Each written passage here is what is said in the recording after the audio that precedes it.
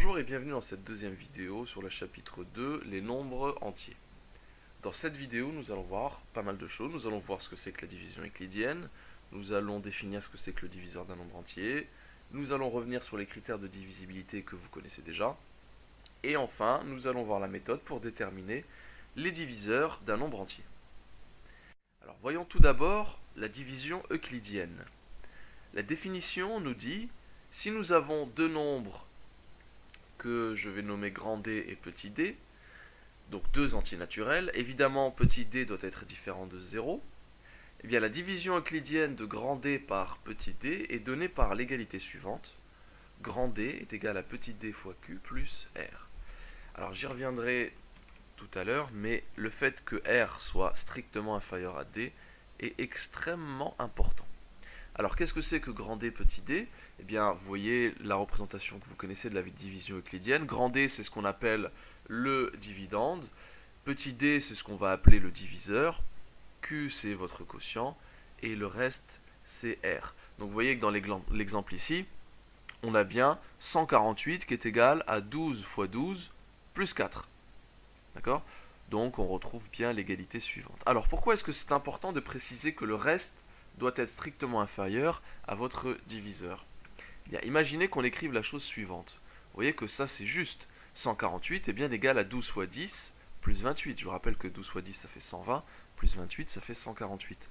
Mais cette égalité n'est pas celle de la division euclidienne de 148 par 12. D'accord? Puisque ici votre reste est plus grand que le diviseur, cette égalité est certes vraie, mais elle n'est pas celle de la division euclidienne.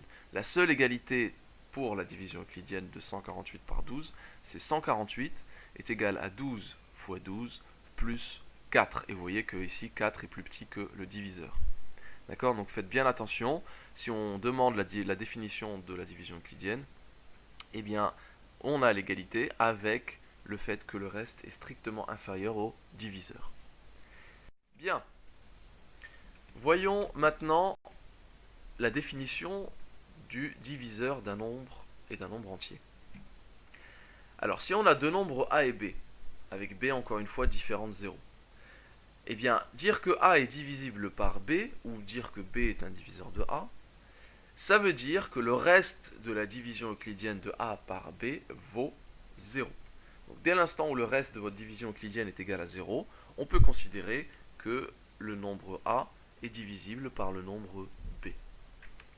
Alors par exemple, si on écrit la division euclidienne de 111 par 3, bien le quotient va nous donner 37 et le reste sera 0. On peut donc dire plusieurs choses à ce stade-là. On peut dire que 3 est un diviseur de 11, mais on peut aussi dire que 11 est divisible par 3, et on peut aussi dire que 111 est un multiple de 3. Voilà, ces trois phrases étant évidemment équivalentes. Donc je répète, on peut dire que 3 est un diviseur de 111, on peut dire que 111 est divisible par 3, et on peut dire que 111 est aussi un multiple de 3. Bien. Voyons maintenant les critères de divisibilité. Alors rapidement, vous savez qu'un nombre est divisible par 2 s'il est pair, c'est-à-dire que si le chiffre de ses unités c'est 0, 2, 4, 6 ou 8. Vous savez également qu'un nombre est divisible par 3 si la somme des chiffres qui constituent le nombre est dans la table de 3. Vous savez également qu'un nombre est divisible par 4 si le nombre formé par les deux derniers chiffres est lui aussi dans la table de 4. Enfin, vous savez également qu'un nombre est divisible par 5 si le chiffre de ses unités est 0 ou 5. Alors le critère de divisibilité par 6, eh bien s'il est divisible par 2 et par 3, il sera divisible par 6. Si un nombre est divisible par 9, ça veut dire que la somme des chiffres qui constituent le nombre est dans la table de 9. Et ensuite, eh bien, il faut tester.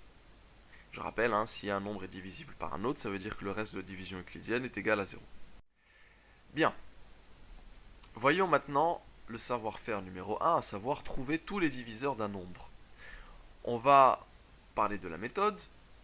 La première chose qu'il faut savoir, c'est que pour trouver tous les diviseurs d'un nombre A, on va tester si le nombre A est divisible par tous les nombres entiers qui sont inférieurs à racine carrée de A. Alors si par exemple on cherche à trouver tous les diviseurs de 38, sachant que racine carrée de 38 est environ égale à 6,1, bien on va tester si 38 est divisible par 1, par 2, par 3, par 4, etc. etc. Alors, évidemment tous les nombres sont divisibles par 1. Et si on cherche les diviseurs de 38, eh bien on va trouver la chose suivante. On va trouver que 38 est divisible par 1, et 38 divisé par 1 est égal à 38, ce qui veut dire qu'il est aussi divisible par 38. On va trouver que 38 est divisible par 2, et 38 divisé par 2 nous donne 19, ce qui veut dire qu'il est aussi divisible par 19. Puisque dans ce cas, 38 divisé par 19 nous donne 2. Et en testant, on va se rendre compte que 38 n'est pas divisible par 3, n'est pas divisible par 4, ni par 5, ni par 6. Et vous voyez que le fait que la racine carrée de 38 soit environ égale à 6,1, ça veut dire qu'une fois qu'on a testé la divisibilité par 6, c'est inutile d'aller au-delà de 6, donc 7, 8, etc. Nous avons trouvé tous les diviseurs de racine de 38.